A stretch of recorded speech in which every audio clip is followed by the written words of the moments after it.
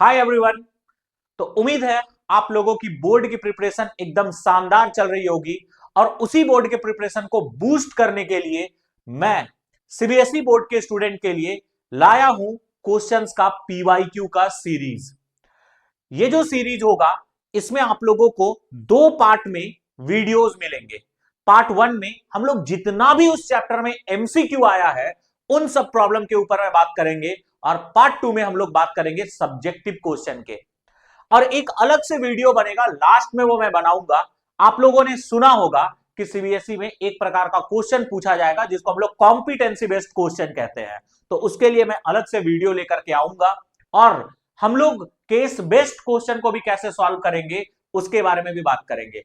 तो ये जो वीडियो है जितने भी सीबीएसई बोर्ड के बच्चे हैं उनके लिए काफी यूजफुल होने वाला है। एक बात मैं यहां पे आप लोग को बताना चाहूंगा कि बाबू अगर ये वीडियोस भी आप अच्छे से देख लेते हो ना तो आप लोग का बोर्ड में 65% प्लस मार्क्स आ जाएगा, क्योंकि इस सीरीज में मैं वो सारा क्वेश्चन सॉल्व कराने वाला हूं जो पीवाईक्यूज में पूछे गए हैं, या फिर हम लोग उस क्वेश्चन के बारे में भी बात करेंगे जो इस साल आने की संभावनाएं हैं।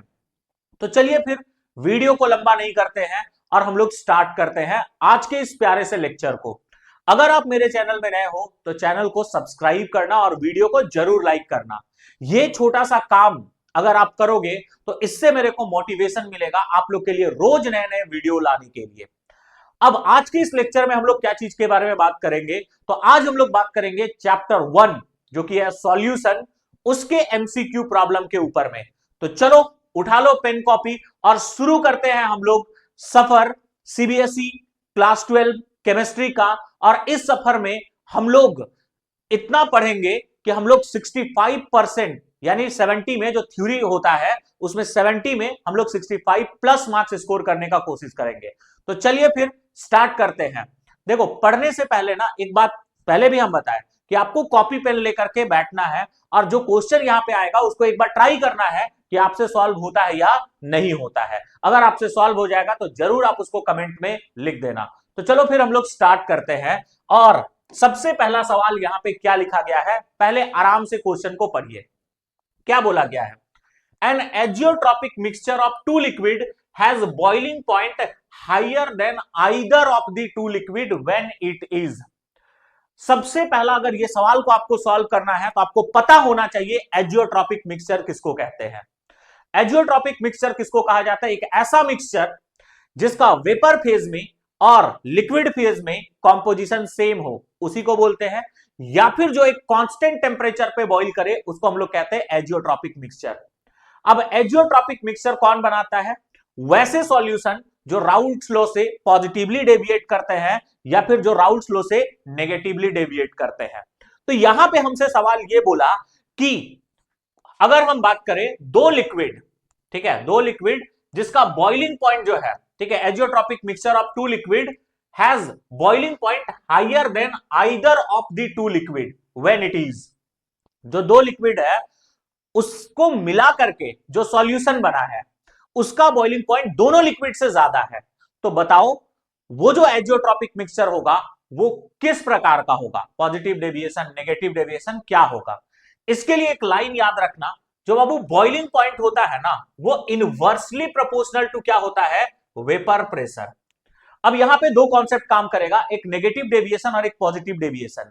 नेगेटिव डेविएशन वाला जो सॉल्यूशन है ना वो राउल्ट फ्लो से नेगेटिवली डेविएट करेगा जिसके कारण वेपर प्रेशर कम होगा। और वेपर प्रेशर कम होगा, देखो ना, वेपर प्रेशर कम होगा तो बॉइलिंग पॉइंट क्या होगा?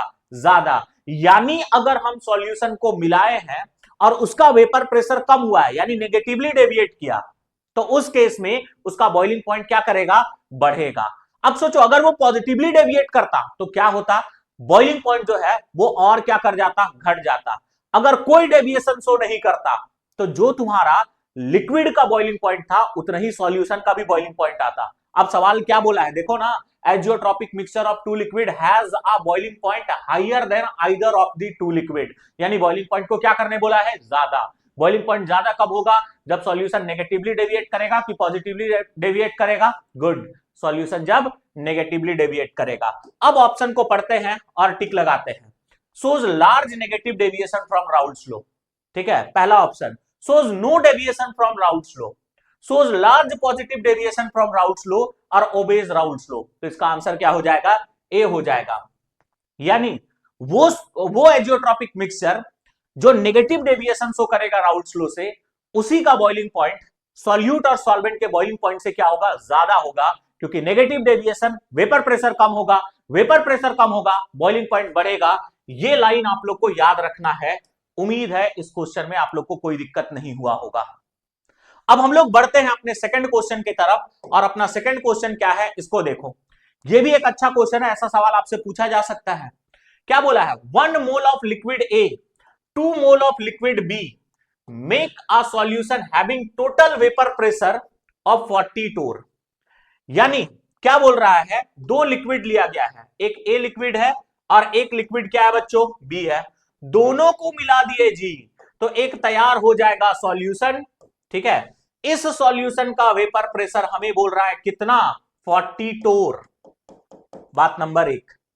The vapour pressure of pure liquid, अगर हम बात करें तो प्योर लिक्विड ए का जो वेपर प्रेशर है और बी का जो वेपर प्रेशर है ये दिया हुआ है 45 एंड 30 टोर रेस्पेक्टिवली। मतलब ए का जो वेपर प्रेशर होगा बच्चों ये होगा 45 और ये क्या होगा जी? 30 होगा। आगे बोला है respectively the above solution is, यानी ये बोला है कि ये जो सॉल्यूशन है वो किस प्रकार का सॉल्यूशन होगा?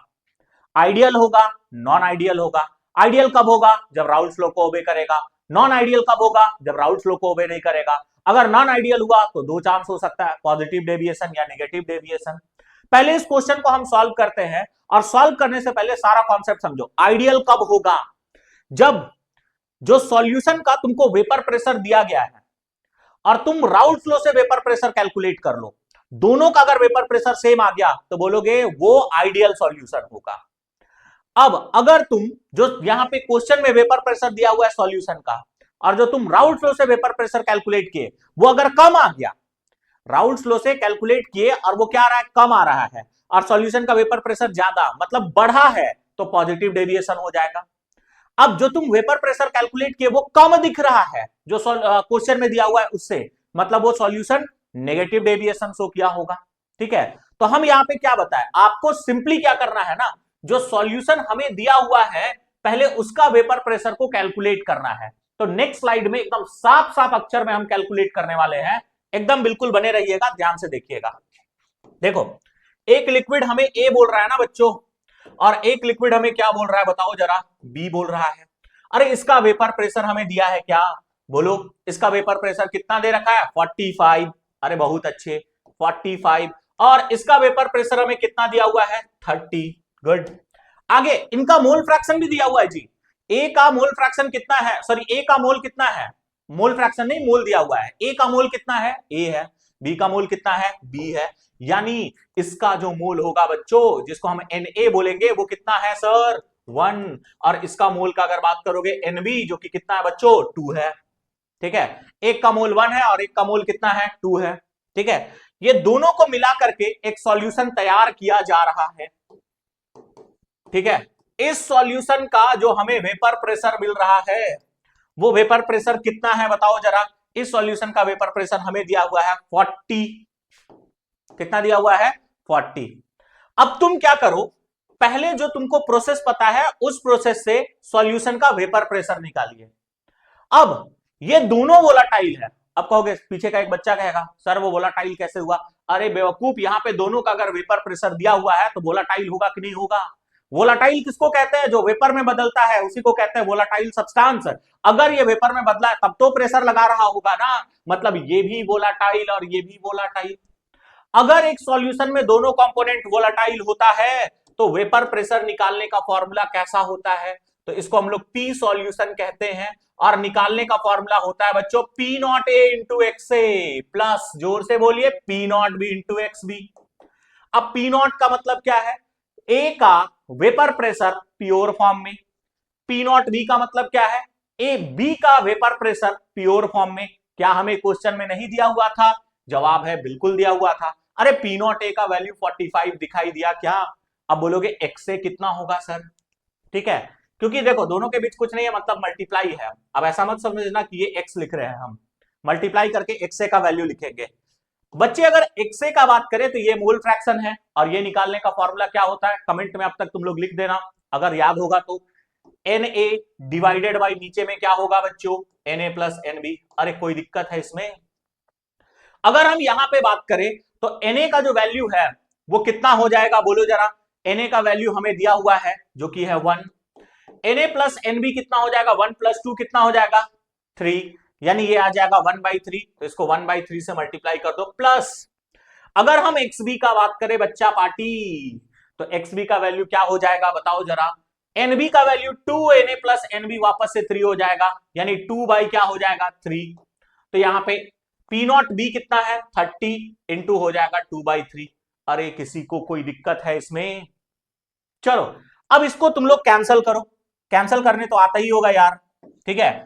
3 1 जा 3, 3 1 जा 3, और 1 यहां चला जाएगा, 3 5 जा 15, 3 1 जा 3, 3 10 जा 30, 15 इंटू 1 हो जाएगा 15, 10 इंटू 2 हो जाएगा 20, और इसको अगर हम ऐड करें तो 20 और 15 हो जाएगा कितना सर 35 टॉर। यानी राउल्ट्स लॉ से जो वेपर प्रेशर कैलकुलेट कर रहे हैं वो कितना आ रहा है 35 टॉर। अब देखो तो जो सॉल्यूशन का वेपर प्रेशर है वो राउल्ट्स लॉ वाला वेपर प्रेशर से कम है कि ज्यादा है? ये तो गांव का बच्चा इनफैक्ट अंधा बच्चा भी बता देगा। 35 और 40 में कौन बड़ा होगा? 40। इसका मतलब हम क्या बोल रहे हैं कि जो राउल्ट्स लॉ से वेपर प्रेशर हम कैलकुलेट किए वो वेपर प्रेशर कम है, ठीक है। और जो सॉल्यूशन का वेपर प्रेशर जो तुमको दिखाई दे रहा है वो क्या है, ज्यादा है, यानी वेपर प्रेशर बढ़ा है। अगर वेपर प्रेशर बढ़ा है भाई लोग तो बताओ ना ये पॉजिटिवली डेविएट किया कि नेगेटिवली डेविएट किया? अरे बहुत अच्छे, ये क्या डेविएट किया, पॉजिटिवली डेविएट किया। बात क्लियर है? यानी इसका आंसर क्या होगा बताओ जरा। Is ideal solution? नहीं होगा जी, दोनों का वेपर प्रेशर सेम आना चाहिए तब आइडियल होगा। सोज पॉजिटिव डेविएशन, यही तो मेरा आंसर होगा। सोज नेगेटिव डेविएशन नहीं होगा।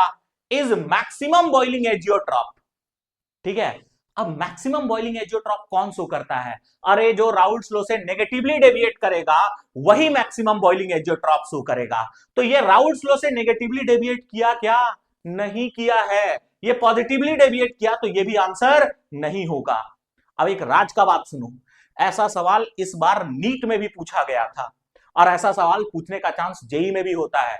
तो जो बच्चे बोर्ड के साथ नीट और जेई का प्रिपरेशन कर रहे हैं उनके लिए भी ये काफी इंपॉर्टेंट है, ठीक है। अब हम लोग बढ़ते हैं नेक्स्ट क्वेश्चन के तरफ, जो कि तीसरा क्वेश्चन है।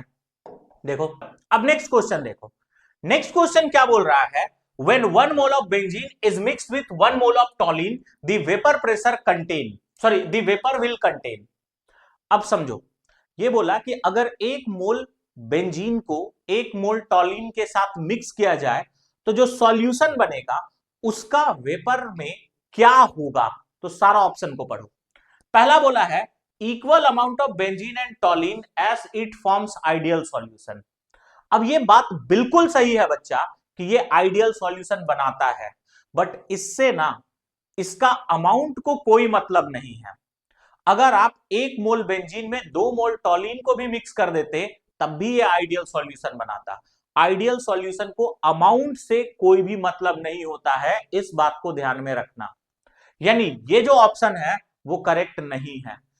दूसरा बात, क्वेश्चन में हमें बोला है वेपर्स विल कंटेन, यानी इसका वेपर में क्या होगा।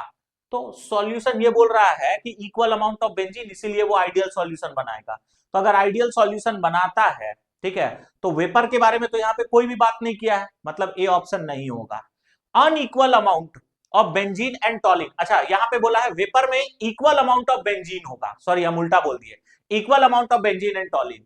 तो वेपर में बोल रहा है जितना अमाउंट बेंजीन का होगा उतना ही अमाउंट किसका होगा, टॉलिन का। क्यों? क्योंकि ये आइडियल सॉल्यूशन बनाता है, ठीक है। अब ऐसा कुछ नहीं है कि ये आइडियल सॉल्यूशन बनाएगा ना, मतलब अगर सॉल्यूशन आइडियल होगा तो वेपर में दोनों का अमाउंट इक्वल है, ऐसा नहीं होता है। वेपर में दोनों का अमाउंट इक्वल कब होता है, ठीक है, जब दोनों का वेपर प्रेशर सेम होगा। तो यहां पे इससे कोई मतलब नहीं है, यानी ए ऑप्शन नहीं होगा। Unequal amount of benzene and toluene as it forms non ideal solution, ये नॉन आइडियल सॉल्यूशन तो बनाएगा ही नहीं। आगे बोला हायर परसेंटेज ऑफ बेंजीन। अब देखते हैं बेंजीन का वेपर प्रेशर यहां पे क्या है, ज्यादा। वेपर प्रेशर ज्यादा होना क्या इंडिकेट करता है, यानी ये ज्यादा वोलाटाइल है। अगर ज्यादा वोलाटाइल है मतलब क्या होगा कि ज्यादा वोलाटाइल है मतलब ज्यादा वेपर मॉलिक्यूल बनाएगा। तो तुम बताओ ना, higher percentage of benzene, vapour pressure अगर ज्यादा है तो वेपर प्रेशर कब ज्यादा होगा, जब वेपर मॉलिक्यूल ज्यादा होगा। मतलब इसका आंसर कौन सा हो जाएगा, सी हो जाएगा। तो सिंपली हमसे क्वेश्चन में क्या बोला था, तुमको बेंजीन और टॉलिन का एक एक मोल दे दिया और बोला वेपर में क्या होगा, दोनों का वेपर प्रेशर दिया हुआ था। पहला ऑप्शन में बोला बेंजीन और टॉलिन का अमाउंट इक्वल होगा, नहीं होगा भाई, क्योंकि दोनों का वेपर प्रेशर अलग अलग है, दोनों का वेपराइज करने का टेंडेंसी अलग अलग है। दूसरा में बोला अनइक्वल अमाउंट होगा बेंजीन और टॉलिन का, ये बिल्कुल सही है, बट आगे लिख दिया S it forms non ideal solution, ये नॉन आइडियल नहीं बनाता है। सी ऑप्शन में बोला हाइयर परसेंटेज ऑफ बेंजीन, यानी बेंजीन का परसेंटेज ज्यादा होगा। तो जब हम देखें बेंजीन और टॉलिन में बेंजीन का प्रेशर ज्यादा है, बेंजीन का प्रेशर ज्यादा होगा। क्यों ज्यादा होगा, क्योंकि उसका प्रेशर ज्यादा, उसका वेपर मॉलिक्यूल ज्यादा बना होगा, जाहिर सा बात है। मतलब इसका आंसर कौन सा हो जाएगा, हाइयर परसेंटेज ऑफ बेंजीन।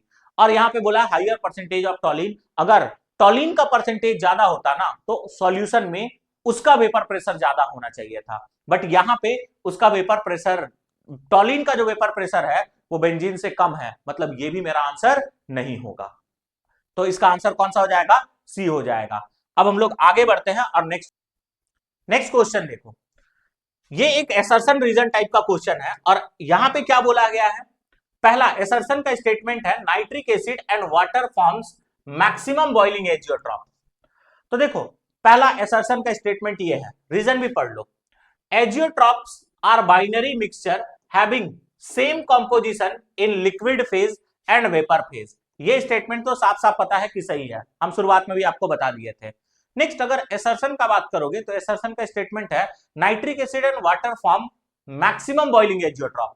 तो देखो मैक्सिमम बॉइलिंग एजियोट्रॉप कौन बनाता है, जो राउल्ट लॉ से नेगेटिवली डेविएट करता है, और नाइट्रिक एसिड और वाटर का जो सॉल्यूशन है वो राउल्ट लॉ से नेगेटिवली डेविएट ही करता है, क्योंकि वहां पे स्ट्रॉन्ग बॉन्ड का फॉर्मेशन होता है, और वैसे सॉल्यूशन जहां पे स्ट्रॉन्ग बॉन्ड बनते हैं वो हमेशा राउल्ट लॉ से नेगेटिवली डेविएट करेगा। यानी एसर्शन भी सही है, रीजन भी सही है।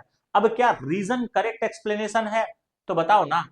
ये मैक्सिमम बॉइलिंग एजियोट्रॉप इसलिए बनाता है, ठीक है, कि ये बाइनरी मिक्सचर है, तो जवाब है नहीं। ये मैक्सिमम बॉइलिंग एजियोट्रॉप इसलिए बनाता है क्योंकि राउल्ट लॉ से नेगेटिवली डेविएट करता है। तो एसर्शन और रीजन दोनों स्टेटमेंट भले सही है, बट रीजन जो है वो एसर्शन को करेक्टली एक्सप्लेन नहीं कर रहा है। मतलब इसका आंसर कौन सा हो जाएगा, बी हो जाएगा। Both A and R are correct, but R is क्या, not correct explanation of A. तो ये होगा आपका आंसर। नेक्स्ट क्वेश्चन के तरफ चलते हैं। नेक्स्ट देखो क्या बोला हुआ है, pressure does not have any significant effect on solubility of solid, ठीक है, इन लिक्विड बिकॉज। बोल ये रहा है कि जब हम सॉलिड को लिक्विड में घोलते हैं तो वहां पे प्रेशर कोई भी रोल प्ले नहीं करता है। इसका रीजन क्या है, ठीक है, इसका रीजन ये है ना कि सॉलिड जो है वो लिक्विड में, solid and liquid are highly incompressible. क्योंकि देखो गैस को तुम कंप्रेस करके डिसॉल्व कर सकते हो, बट सॉलिड और लिक्विड जो है वो इनकंप्रेसिबल होता है। इसी वजह से सॉलिड या लिक्विड को डिसॉल्व करने में प्रेशर का कोई रोल नहीं होता है। तो इसका आंसर कौन सा हो जाएगा, इसका आंसर आपका डी हो जाएगा। यही आपसे सवाल पूछा था, pressure does not have any significant effect on solubility of solid in liquid because. Simple सा क्या रीजन बताए, इसलिए होता है क्योंकि जो आपका सॉलिड है और जो आपका लिक्विड है वो हाईली इनकंप्रेसिबल होता है, यानी उसको हम लोग कंप्रेस नहीं कर सकते हैं। इसी वजह से प्रेशर का कोई रोल नहीं होता है सॉलिड को जब हम लोग लिक्विड में डिसॉल्व करते हैं, बट वही जब हम लोग गैस को लिक्विड में डिसॉल्व करते हैं वहां पे प्रेशर का बहुत रोल होता है। आगे बढ़ते हैं, नेक्स्ट सवाल देखो।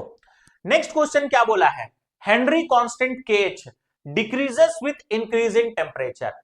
अब इसका कहानी क्या है, देखो अगर तुमको राउल्ट्स लॉ याद होगा तो राउल्ट्स लॉ में एक इक्वेशन था, इक्वेशन ये था, pressure of gas is equal to KH into mole fraction of gas, ठीक है, KH into mole fraction of gas.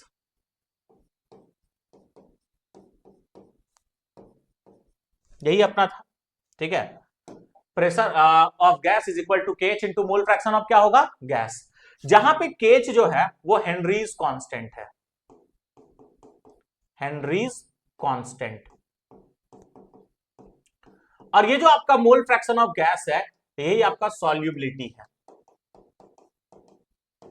बात समझे? ठीक है। अब देखो, अगर तुम सॉल्युबिलिटी और केएच के बीच का रिलेशन का बात करो तो ये इनवर्सली प्रोपोर्शनल टू क्या रहा है? KH.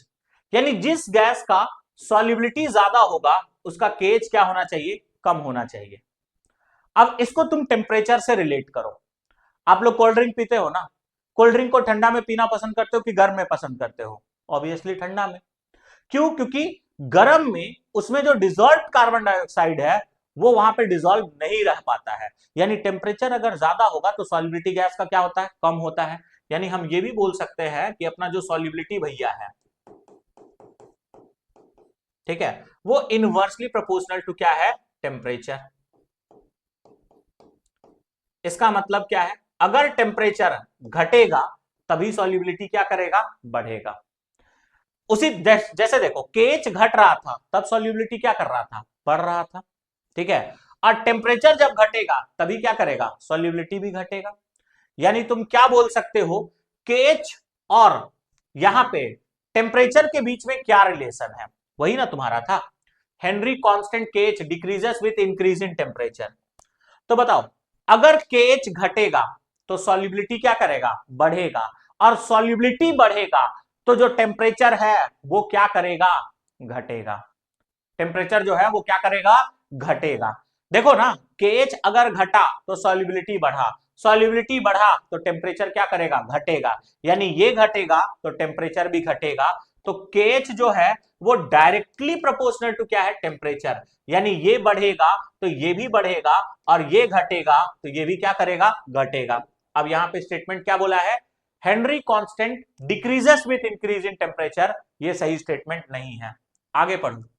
As the temperature increases, solubility of gases in liquid decreases। ये तो अभी ही हम बताए कि टेम्परेचर जैसे इंक्रीज करता है सॉल्युबिलिटी क्या करता है? घटता है। यानी इस क्वेश्चन के लिए अगर हम चर्चा करें तो क्या है? एसर्शन जो है वो करेक्ट होगा, सॉरी उल्टा बोल रहे हैं, एसर्शन जो है वो इनकरेक्ट होगा, बट रीजन जो है वो क्या होगा? करेक्ट होगा। अब हम लोग नेक्स्ट क्वेश्चन के तरफ चलते हैं और अपना नेक्स्ट क्वेश्चन क्या है इसको देखिए। ठीक है। नेक्स्ट क्वेश्चन है, molarity of a solution changes with change in temperature. बिल्कुल सही है। मोलैरिटी जो है चूंकि वॉल्यूम रिलेटेड है इसीलिए टेम्परेचर को चेंज करोगे तो ये भी चेंज करेगा। आगे बोल रहा है मोलैरिटी इज कॉलिगेटिव प्रॉपर्टी। ये गलत है भाई। मोलैरिटी कॉलिगेटिव प्रॉपर्टी नहीं, कंसंट्रेशन टर्म है। यानी यहां पे अगर तुम बात करोगे तो ए जो है वो क्या होगा? करेक्ट है। एसर्शन वाला स्टेटमेंट जो है वो करेक्ट है, बट रीजन वाला जो स्टेटमेंट है वो क्या होगा? इनकरेक्ट होगा। आगे बढ़ते हैं, नेक्स्ट सवाल।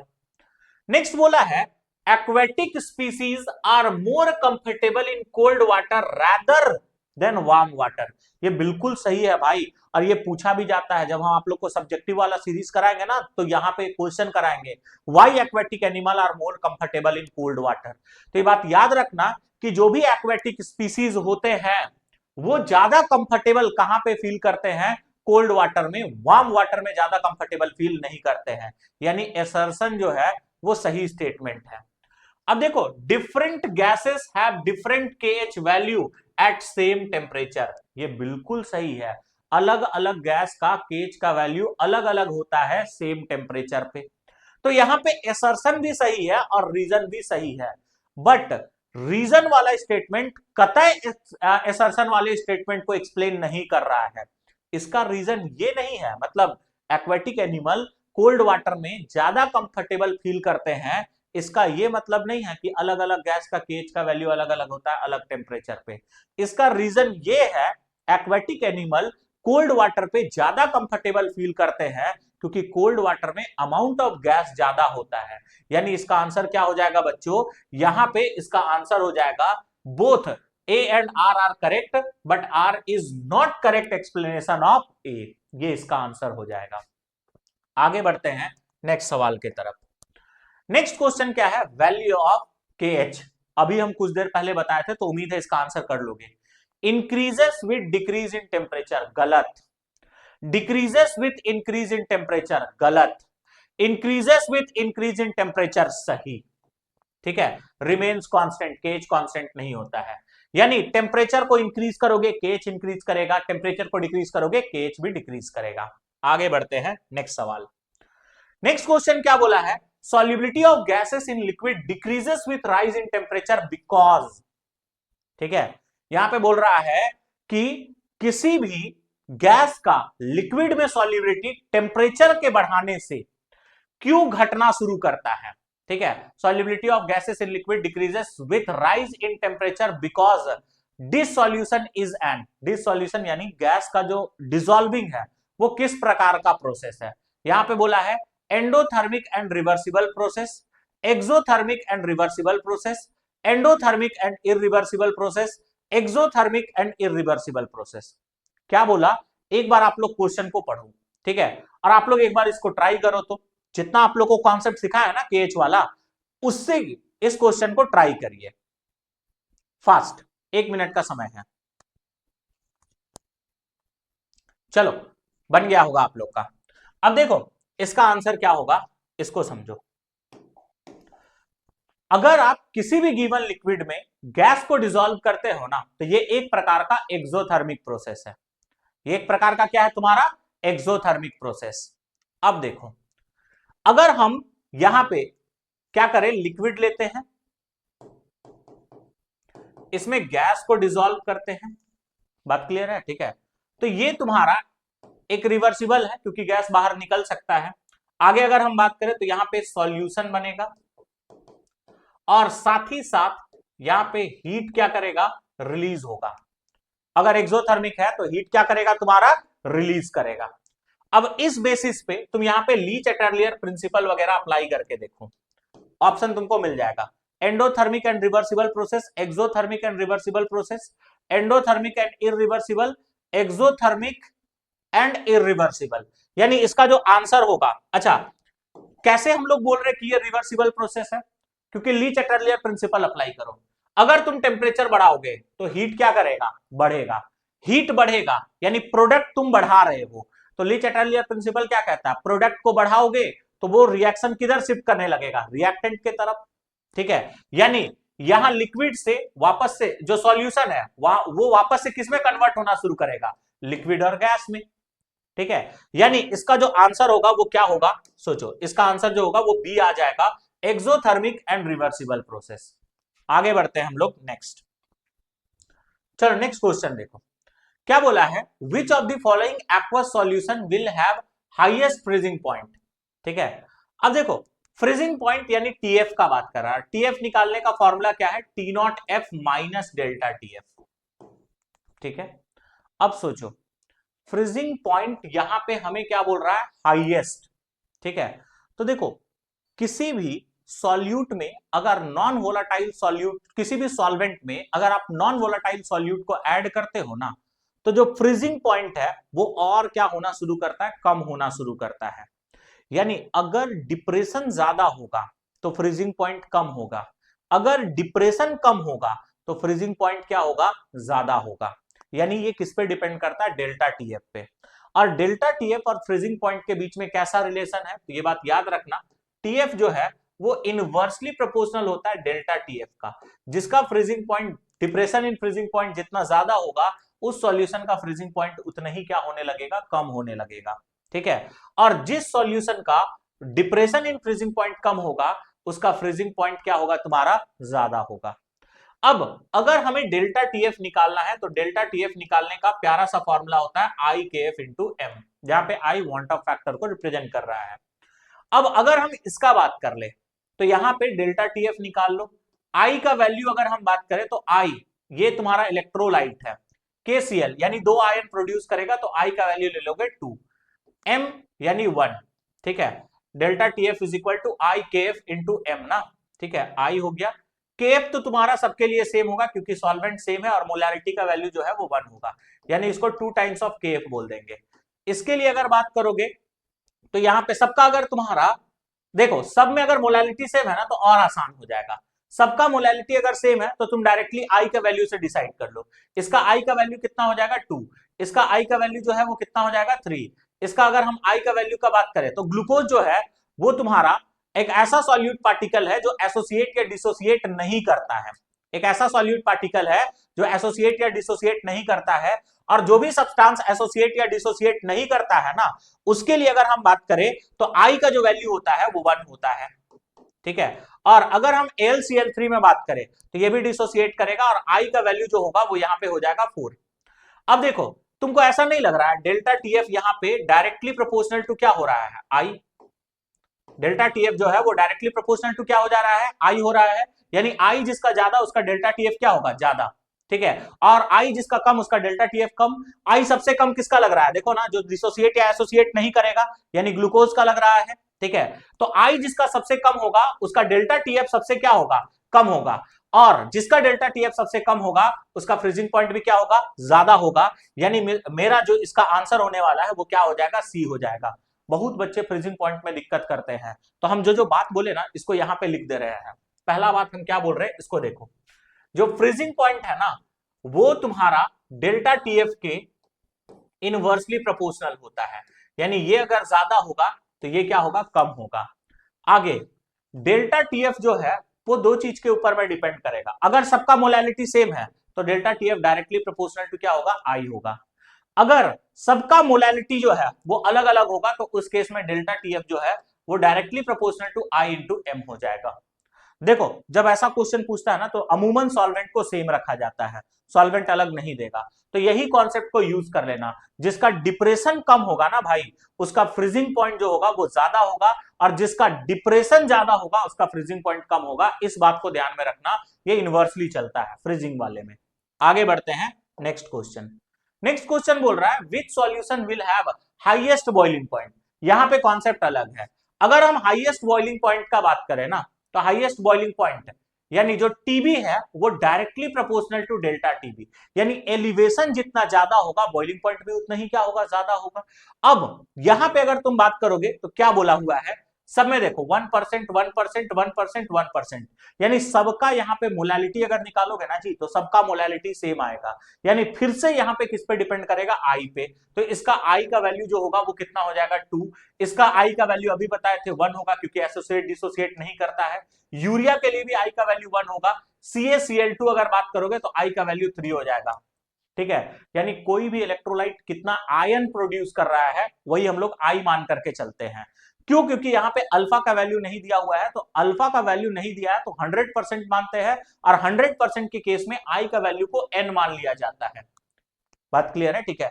तो अब जिसका आई ज्यादा होगा यानी यहाँ पे जो डेल्टा टीबी है वो डायरेक्टली प्रोपोर्शनल टू आई हो जाएगा, ठीक है। जिसका आई ज्यादा उसका डेल्टा टीबी भी यहाँ पे क्या होगा, ज्यादा। तो देखो ना यहाँ पे आई सबसे ज्यादा किसका दिखाई दे रहा है, तो आई यहाँ पे सबसे ज्यादा तुम्हारा दिखाई दे रहा है CaCl2 का, तो आंसर भी मेरा कौन सा हो जाएगा, डी हो जाएगा। नेक्स्ट क्वेश्चन की तरफ चलते हैं। नेक्स्ट क्वेश्चन क्या है, इसको देखो, van't Hoff factor for Na2CO4.10H2O solution having complete ionization. अगर कंप्लीट आयोनाइजेशन बोल दिया ना तो आई का वैल्यू डायरेक्टली n के इक्वल मान लेना। और जो Na2CO4 है वो कैसे डिसोसिएट करेगा, तो ये तुम्हारा डिसोसिएट करेगा 2Na प्लस CO4 2 माइनस। अब ये टोटल कितना आयन प्रोड्यूस कर रहा है, 3, यानी n का वैल्यू 3 होगा तो आई का वैल्यू भी कितना होगा, 3 होगा, ठीक है। यानी इसका आंसर हो जाएगा बी। हालांकि अगर तुमको यहां पे आई का वैल्यू सॉरी अल्फा का वैल्यू दिया हुआ रहता, मतलब डिग्री ऑफ डिसोसिएशन दिया हुआ रहता, तो उस केस में आई निकालने का फॉर्मूला है 1 plus n minus 1 into alpha. ये फॉर्मूला था डिसोसिएशन के लिए, ये डिसोसिएशन का फॉर्मूला है। बट हम लोग जनरली जब भी ये कंप्लीटली आयोनाइज करता है ना तो अल्फा का वैल्यू को हम लोग 100% मान लेते हैं। 100% का मतलब अल्फा हो जाएगा 1। तुम अभी भी यहां पे भी पुट करके देख लो, 1 प्लस 3 माइनस 1 इंटू 1, 3 माइनस 1 हो जाएगा 2, यानी 1 प्लस 2 दैट इज आ जाएगा 3। तो ये इसका आंसर हो जाएगा। चलो, इसमें भी उम्मीद है आप लोग को किसी को कोई दिक्कत नहीं होगा। आगे बढ़ते हैं नेक्स्ट सवाल के तरफ। नेक्स्ट क्वेश्चन है the want Hoff factor for KCl solution assuming complete dissociation. अब इसका आंसर तुम लोग खुद दे लेना। KCl यानी अगर हम बात करें तो यहां से क्या हो जाएगा, K plus plus Cl minus, यानी यहां पे n का वैल्यू हो जाएगा 2 तो I का वैल्यू भी क्या होगा 2, यानी यहां पे आ जाएगा B। आगे बढ़ते हैं नेक्स्ट क्वेश्चन का अगर बात करोगे तो van't Hoff factor K2SO4 solution complete ionisation.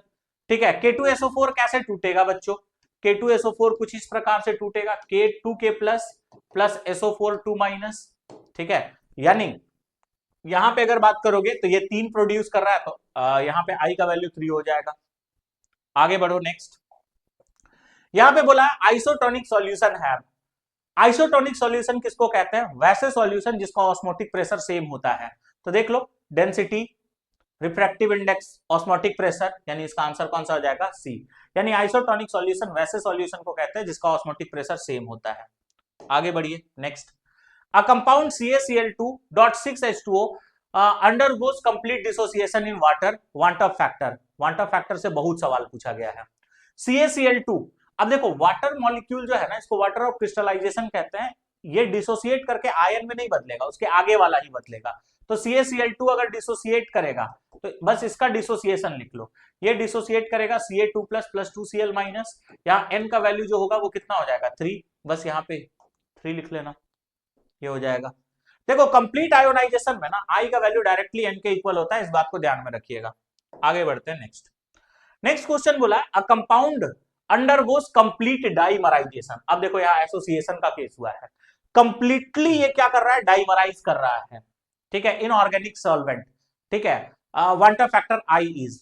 Association के केस में ना बच्चे आई निकालने का फॉर्मूला है 1 plus 1 by N minus 1 into alpha, ये है। तो यहां से अगर बात करोगे 1 प्लस 1 बाई एन यानी 1 बाई 2, डाइमराइजेशन का मतलब हो जाएगा एन का वैल्यू जो है, डाइमराइजेशन में एन का वैल्यू कितना होता है? 2 होता है। डाइमराइज यानी दो एसोसिएट करके एक बना रहा है। ठीक है, तो अब अल्फा कितना हो जाएगा? 1। यहां से अगर सॉल्व करोगे 1 प्लस, यहां पे एलसीएम ले लोगे 2, तो यहां 1 माइनस 2, 1 माइनस 2 करोगे तो माइनस 1 आ जाएगा। ठीक है, अब यहां उल्टा कर रहे क्या? 1 minus 2, 1 plus 1 by N minus 1 into alpha ना। ठीक है, एक minute, 1 plus 1 by N minus 1 into alpha. ठीक है, तो यहां से अगर हम इसको सॉल्व कर ले तो कितना आ रहा है? देखो जरा। ठीक है, 1 प्लस, ठीक है, यहां आ जाएगा माइनस 1 बाई 2। ठीक है, ये आ जाएगा, यानी सही है, यहां आ जाएगा माइनस 1 बाई 2। अब यहां एलसीएम ले लोगे वापस से 2, तो 2 माइनस 1 दैट इज 1 बाई 2, यानी कितना आ जाएगा? 0.5।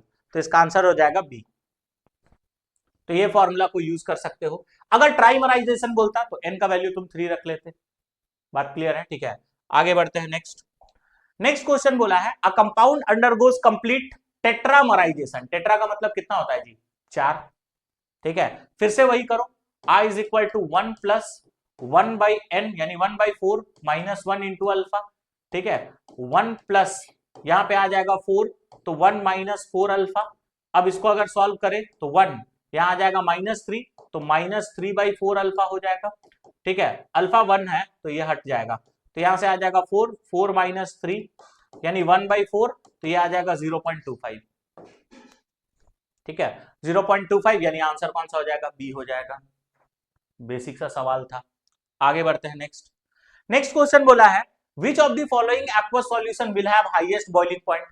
आई थिंक यही क्वेश्चन नहीं, इस टाइप का क्वेश्चन था। हाईएस्ट बॉइलिंग पॉइंट, मोलालिटी अब की बार देखो अलग अलग है भाई। ठीक है, तो बॉइलिंग पॉइंट में क्या सिखाया है? जो बॉइलिंग पॉइंट है टीबी, ये directly proportional to delta TB है। अब मोलालिटी और आई दोनों अलग अलग है, तो उस केस में डेल्टा टीबी जो है वो directly proportional to I into M हो जाएगा। तो अब कर लो, यहाँ पे आई का वैल्यू कितना हो जाएगा? 2 इंटू 1। ठीक है, यहाँ पे आई का वैल्यू 2 प्लस 1 कितना हो जाएगा? 3, तो 3 इंटू 1 कर लो। यहाँ पे अगर बात करोगे तो 2 इंटू 2 हो जाएगा, यहाँ पे बात करोगे तो 2 इंटू 3 हो जाएगा। देख लो, ये 2 आ जाएगा, ये 3 आ जाएगा, ये 4 आ जाएगा, ये 6 आ जाएगा, सबसे ज्यादा इसमें आ रहा है, मतलब आंसर हो जाएगा डी। यही अगर फ्रीजिंग पॉइंट बोलता ना तो इसका सबसे कम होता, क्योंकि जहां आई इंटू एम का वैल्यू सबसे ज्यादा वहां डेल्टा टीएफ ज्यादा, डेल्टा टीएफ ज्यादा, तो फ्रीजिंग पॉइंट क्या हो जाएगा? कम हो जाएगा। इसी के ऊपर में एक सवाल भी पूछा जाता है कि बर्फ को हम लोग पिघलाने के लिए या फिर जो हिली एरियाज होता है वहां पे हम लोग जब स्नोफॉल होता है तो स्नो ये नमक क्यों स्प्रेड करते हैं, सॉल्ट का स्प्रेड क्यों किया जाता है? तो इसका रीजन यही है कि सॉल्ट को अगर तुम डालोगे तो फ्रीजिंग पॉइंट और क्या होने लगेगा? कम होने लगेगा। यानी वो कम टेम्परेचर पे जाकर के फ्रीज करेगा। और अगर तुम नमक नहीं डालोगे तो वो ज्यादा टेम्परेचर पे यानी पहले ही फ्रीज कर जाएगा। तो ये भी एक सवाल पूछा जाता है जब हम लोग थ्योरी वाला पोर्शन करेंगे, तो उस समय पे वो क्वेश्चन का भी आंसर करा देंगे। आगे बढ़ते हैं, नेक्स्ट देखिए। नेक्स्ट बोला है out of the following 1 molar aqueous solution which will show largest depression, यानी लार्जेस्ट फ्रीजिंग पॉइंट डिप्रेशन। फिर से डिप्रेशन एंड फ्रीजिंग पॉइंट का सवाल आ गया। सबका वैल्यू कितना है 1, यानी मोलालिटी सबका सेम है। आई से डिसाइड करो इसका आई कितना हो जाएगा, तो इसका आई 2 होगा। इसका आई का बात करोगे कितना होगा 3। इसका आई का बात करोगे कितना हो जाएगा 1, जीरो मत बोल देना क्योंकि ये ग्लूकोज है। इसका 3 और 2 कितना हो जाएगा 5, यानी आई का वैल्यू 5 हो जाएगा। अब जिसका आई सबसे ज्यादा उसका डेल्टा टीएफ भी सबसे ज्यादा, ठीक है। डेल्टा टीएफ ज्यादा यानी फ्रीजिंग पॉइंट कम, तो यहां पे क्या बोल रहा है बताओ, लार्जेस्ट। तो उसके लिए तुमको देखना होगा आई सबसे कम, यानी आई सबसे कम इसी का है, तो आंसर नंबर सी हो जाएगा। आगे बढ़ते हैं, नेक्स्ट। नेक्स्ट क्वेश्चन बोल रहा है if molality of a dilute solution is doubled the value of molal elevation constant KB will be. ठीक है, देखो एक बात याद रखना, मोलैलिटी के चेंज करने से मोलल एलिवेशन कांस्टेंट का वैल्यू कभी नहीं बदलता है। मोलल एलिवेशन कांस्टेंट का वैल्यू सॉल्वेंट के ऊपर में डिपेंड करता है, तो मोलैलिटी 50 लो 100 लो फर्क नहीं पड़ता है।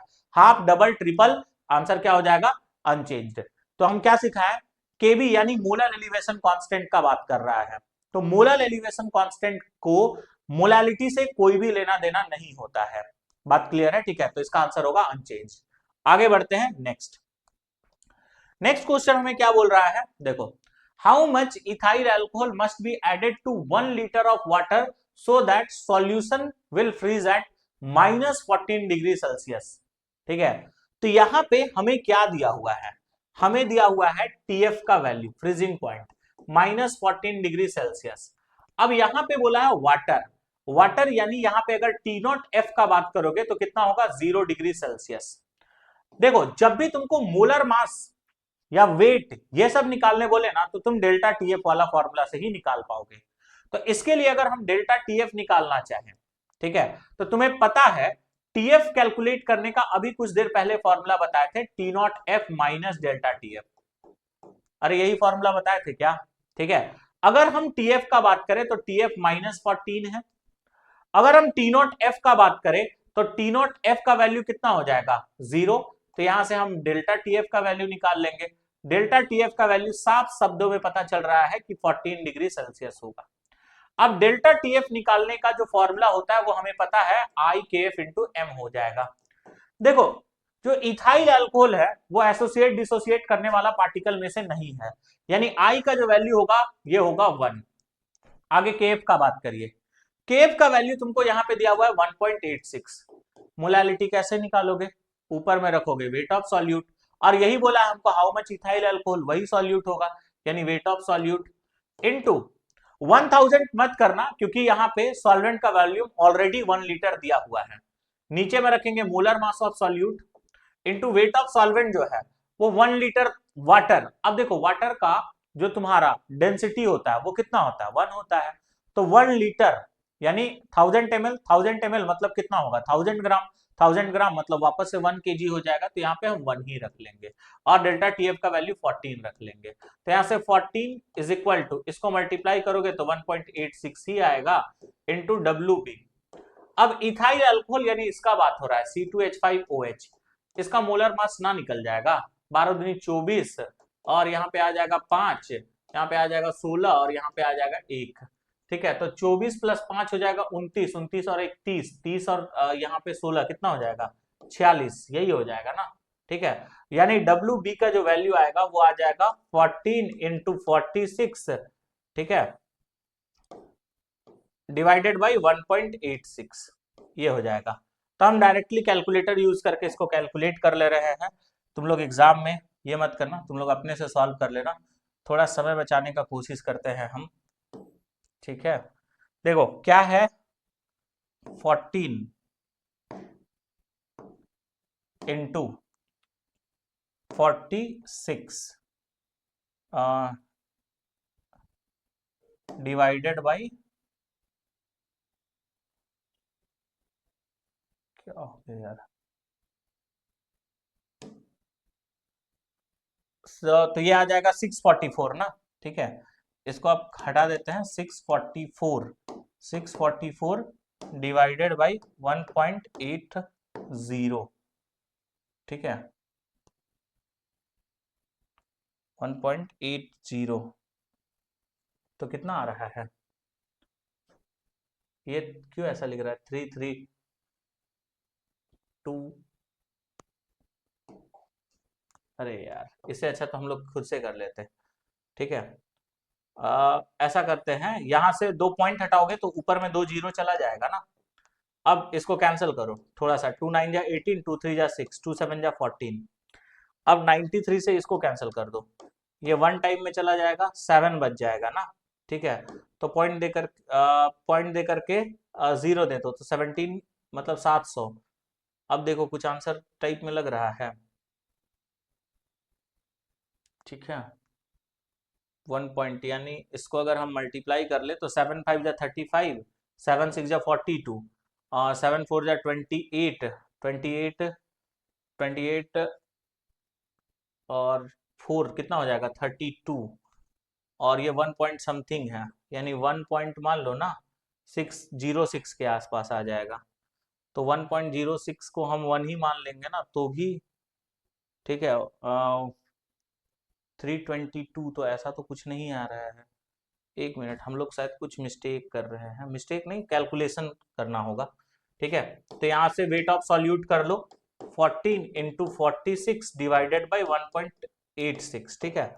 हम इसको फोन में कैलकुलेट कर लेते हैं, जस्ट अ मिनट, देखो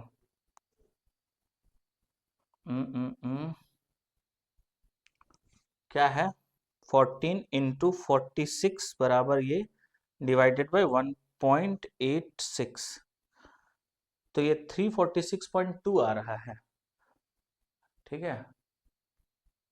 346.2 तो हम लोग का कोई ऑप्शन ही नहीं है। -14 how much added to 1 litre of water so that solution will freeze at इतना, तो आई के एफ इंटू एम, आई का वैल्यू सही रखे हैं, के एफ 1.86 ही होगा, molality weight of solute molar mass of solute into 1, ठीक है।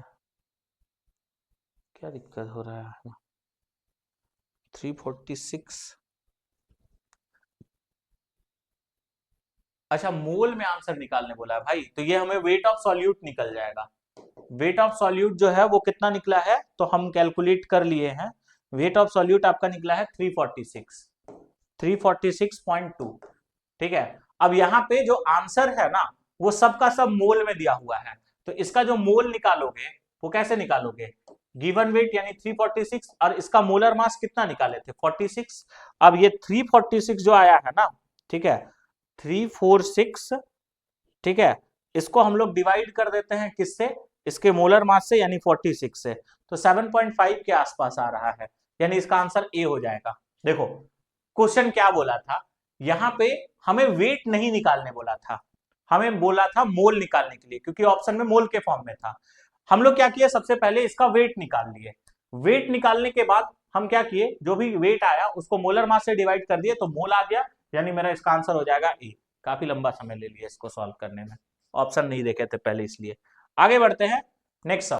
देखो नेक्स्ट क्वेश्चन क्या बोला है, in which of the following case blood cell will shrink, कब श्रिंक करेगा, तो ब्लड सेल श्रिंक कब करेगा, जब तुम इसको हाइपोटोनिक सॉल्यूशन में रखोगे।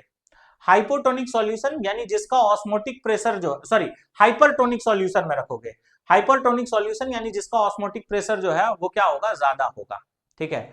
अब देखो हाइपरटोनिक सॉल्यूशन में क्या होता है, हाइपरटोनिक सॉल्यूशन में अगर प्लेस करोगे तो सेल का जो तुम्हारा कंसंट्रेशन है वो कम हो जाएगा, और बाहर वाला जो भी तुम्हारा सॉल्यूशन होगा उसका कंसंट्रेशन होगा वो ज्यादा होगा। और ऑस्मोसिस में क्या होता है, सॉल्वेंट पार्टिकल का जो मूवमेंट होता है वो लोअर कंसंट्रेटेड से कहां जाता है, हायर कंसंट्रेटेड के तरफ जाता है, यानी लोअर कंसंट्रेटेड सॉल्यूशन से किधर जाएगा वो, हायर कंसंट्रेटेड के तरफ। तो देखो पहला बोला है when placed in water containing more than, यानी यहां मोर का बात हो रहा है, यहां लेस देन, ठीक है, और यहां पे बोल रहा है कंटेनिंग 0.9 और डिस्टिल्ड वाटर, तो ये नहीं होगा। यानी हम क्या बोल रहे हैं, हाइपरटोनिक, यानी कंसंट्रेशन क्या होना चाहिए, ज्यादा होना चाहिए, तो मोर देन होना चाहिए, मोर देन 0.9%। तो यहां पे इसका आंसर जो होगा वो क्या हो जाएगा, ए हो जाएगा। आगे बढ़ते हैं नेक्स्ट। देखो नेक्स्ट क्वेश्चन है, वाटर रिटेंशन और puffiness due to high salt intake occurs due to, किसके वजह से होता है, तो ये होता है तुम्हारा ऑस्मोसिस के वजह से। किसके वजह से होता है, ऑस्मोसिस के वजह से। इस फेनोमेना को एक और नाम से बुलाते हैं, इसको इडेमा भी कहते हैं, तो आप लोग अपने नोट्स में लिख लेना। आगे देखो नेक्स्ट सवाल। नेक्स्ट क्वेश्चन क्या बोला है, the freezing point of 0.2 molar solution for non electrolyte in water. तो यहां पे तुमको मोलैलिटी दिया हुआ है, नॉन इलेक्ट्रोलाइट बोल दिया, मतलब आई का वैल्यू जो होगा वो कितना होगा, 1 होगा। ठीक है, अब हमसे केएफ का वैल्यू दिया हुआ है, केएफ कितना होगा, तो केएफ होगा 1.86, और हमसे फ्रीजिंग पॉइंट पूछा है, यानी टीएफ का वैल्यू पूछा है। तो टीएफ निकालने के लिए पहले डेल्टा टीएफ निकालोगे, और ये निकालने का फॉर्मूला होगा केएफ इंटू एम।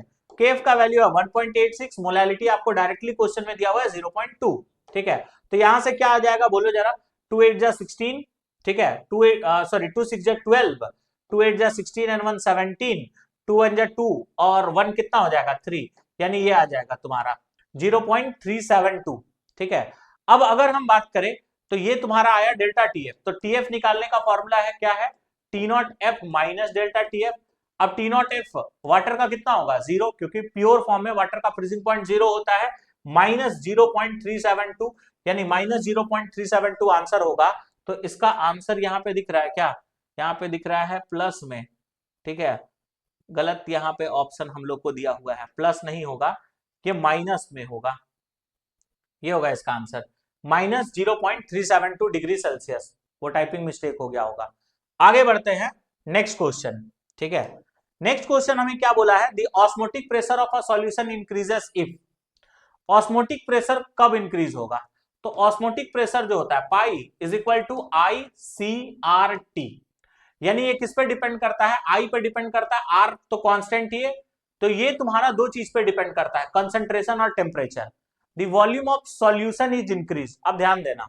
ठीक है, जो कंसंट्रेशन है वो मोलैरिटी है, यानी मोल बाय वॉल्यूम, तो वॉल्यूम को इंक्रीज करोगे तो कंसंट्रेशन क्या करेगा, घटेगा, कंसंट्रेशन घटेगा तो ऑस्मोटिक प्रेशर जो है वो इंक्रीज नहीं करने वाला है। The number of solute molecule is increase, यानी मोल बढ़ेगा तो कंसंट्रेशन बढ़ेगा, कंसंट्रेशन बढ़ेगा तो ऑस्मोटिक प्रेशर बढ़ेगा। टेम्परेचर डिक्रीज, डायरेक्टली प्रोपोर्शनल नहीं होगा। Solution constant R is increased, तो आर जो है उसका वैल्यू हमेशा फिक्स होने वाला है, तो इससे कोई कहानी नहीं होगा। बात क्लियर है ना, ठीक है, यानी जो ऑस्मोटिक प्रेशर है वो कब होगा, कब इंक्रीज करेगा, जब नंबर ऑफ सॉल्यूट मॉलिक्यूल को इंक्रीज करेंगे। सॉल्यूट मॉलिक्यूल को अगर तुम इंक्रीज करते हो तो कंसंट्रेशन बढ़ेगा, कंसंट्रेशन अगर बढ़ेगा तो उस केस में मोलैरिटी भी, सॉरी मोलैरिटी बढ़ेगा। ठीक है, कंसंट्रेशन और मोलैरिटी सेम है, अब मोलैरिटी बढ़ेगा यानी ऑस्मोटिक प्रेशर भी क्या करेगा, बढ़ेगा, तो ये इसका आंसर हो जाएगा। चलो अब नेक्स्ट क्वेश्चन, नेक्स्ट क्वेश्चन देखो। ठीक है, एसेशन रीजन टाइप का बोला है, cooking time is reduce in pressure cooker. ठीक है, तो प्रेशर कुकर में कुकिंग टाइम इंक्रीज हो जाता, सॉरी डिक्रीज हो जाता है, ये बिल्कुल सही है, रिड्यूस का मतलब डिक्रीज होना।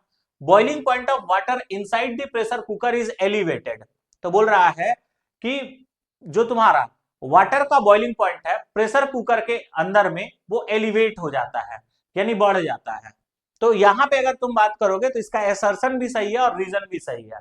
और प्रेशर कुकर के अंदर में कुकिंग टाइम इसलिए ही रिड्यूस होता है क्योंकि बॉइलिंग पॉइंट जो है वो वाटर का एलिवेट हो जाता है, यानी वो बाद में बॉइल करना स्टार्ट होता है।